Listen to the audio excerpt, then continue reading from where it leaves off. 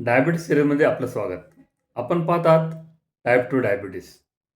या अगोदरच्या व्हिडिओ क्लिपमध्ये आपण पाहिलं मायटोकॉन्ड्रिया कसे एनर्जी तयार करते, एटीपी तयार करतं.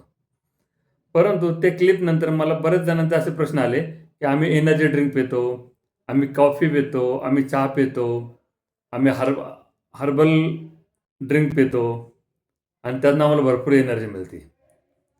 पण एक समजून घ्या, कॉफी काय करते ते सगळ्या एनर्जी ड्रिंकमध्ये कॅफीन असतं आणि कॅफीन काय करतं तर आपल्या शरीरात आल्यानंतर ते आपल्या सेलमध्ये, आपल्या पेशींमध्ये जे ॲडेनोसाईन रिसेप्टर असतात त्या रिसेप्टरला ब्लॉक करतं.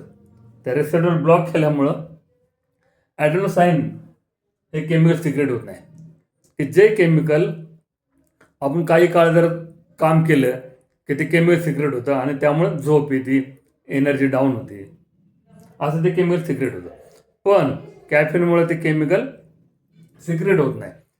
आणि त्याच वेळेस काय होतं तर आपल्या शरीरामध्ये ते 3 केमिकल म्हणजे काय तर डोपामाइन मूड आणतं, नॉरॲड्रेनालाईन अलर्टनेस वाढवतं आणि ॲड्रेनालाईन एनर्जी देतं.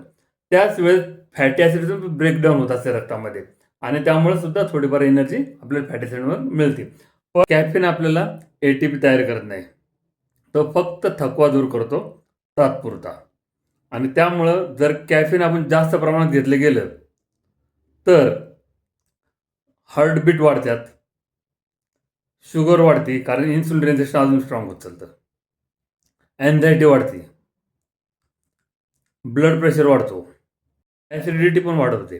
त्यामुळे कॉफी शक्यतो कायमस्वरूपी जर घेण्यात आली सारखं एनर्जीच्या नावाखाली तर कालांतराने हार्ट अटॅकला सुद्धा आमंत्रण होतं.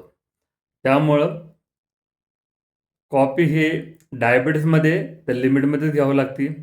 शक्यतो सकाळी टाळायची. सकाळी जर घेतलं तर आपल्याला एन्झायटी वाढते आणि डायबिटीसमध्ये 1 कप कॉफी ठीक आहे किंवा 1 ते 2 कप चहा ठीक आहे. 80 ते 120 मिलीग्रॅम कॅफीन चालू शकतं, जास्त नाही. आणि शक्यतो संध्याकाळी दुपारच्या वेळेनंतर टाळावे कारण मग झोप पण येत नाही, शुगर अजून वाढत चालते.